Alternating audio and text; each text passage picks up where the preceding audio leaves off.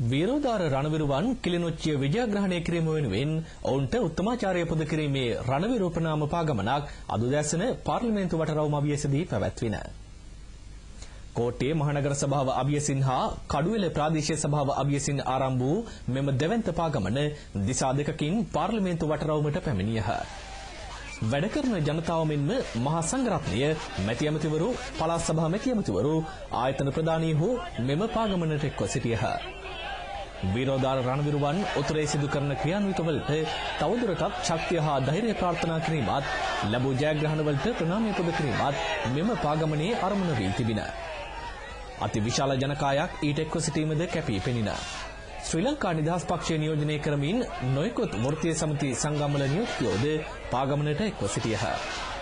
තවත් පිරිස් විවිධ ප්‍රදේශවලින් පැමිණෙමින් සිටින බව අප වාර්තාකරුවෝ පවසති.